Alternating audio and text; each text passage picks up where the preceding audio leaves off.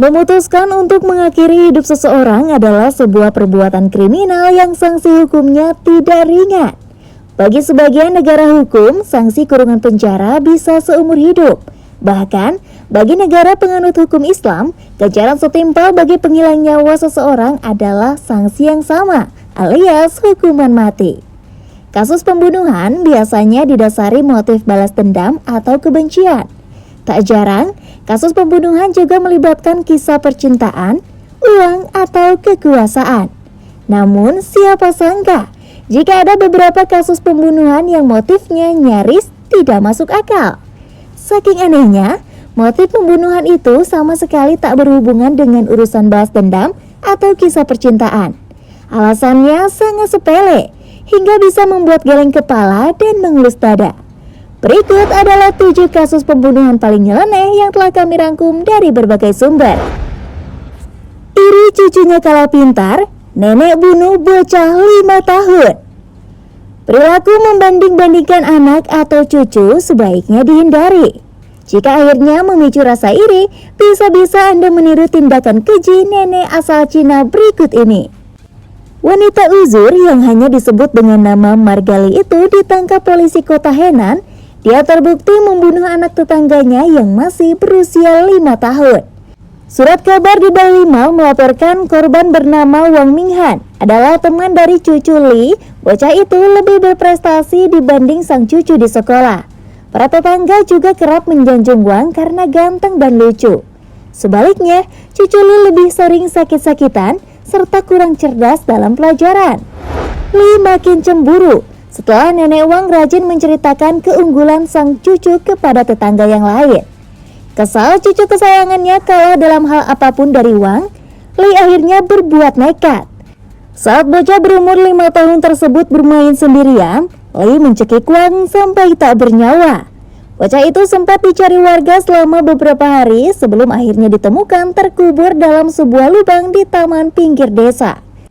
Membunuh dan menembak banyak orang karena tidak suka hari Senin. Pada tahun 1980, seorang remaja perempuan 16 tahun bernama Brenda Spincher melepaskan 36 tembakan ke area sekolah di San Diego. Akibatnya, 8 orang anak dan 3 orang dewasa jadi korban tembakannya. Sementara 2 korban diantaranya meninggal dunia. Ketika ditanya oleh seorang reporter apa alasannya, Brenda hanya menjawab ia melakukan hal itu karena benci dengan hari Senin. Ia berkata, "Aku hanya tidak suka hari Senin.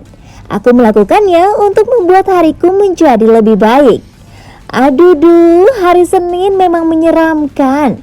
Tapi nggak gitu juga, Besti. Bunuh kakak karena rebutan password wifi. Tak bisa hidup tanpa internet memang benar adanya. Seperti salah seorang remaja berusia 16 tahun bernama Kevon Watkins yang tega membunuh kakaknya sendiri hanya karena masalah password wifi. Kasus pembunuhan ini terjadi di Georgia pada tahun 2018. Saat itu, Kevon sengaja mengganti password wifi di rumahnya dengan alasan agar bisa bermain video game sepuasnya. Ia kemudian terlibat cekcok dengan ibunya akibat hal ini. Sang kakak yang bernama Alexis berusaha membela sang ibu dan membuat suasana menjadi lebih tenang kembali. Namun, naas, ia justru dicekik oleh adiknya selama 15 menit hingga meninggal dunia. Bunuh Pak RT karena wajahnya yang menyebalkan. Tak hanya di mancanegara, kasus pembunuhan dengan motif yang bikin orang geleng-geleng kepala juga terjadi di Indonesia. Seorang pria muda berusia 25 tahun di Jakarta Barat membunuh ketua RT-nya sendiri hanya gara-gara tidak terima dengan wajahnya yang menyebalkan. Ia menusuk korban yang bernama M. Jazuli di bagian punggung dekat dengan leher hingga korban kehabisan darah dan akhirnya meninggal dunia. Ketika diwawancara, pelaku sempat mengaku melakukan hal tersebut karena sebal dengan wajah korban yang menyebalkan. Wajah kan udah takdir Tuhan ya. Gimana nih menurut kalian? Dibunuh karena lupa ucapkan terima kasih.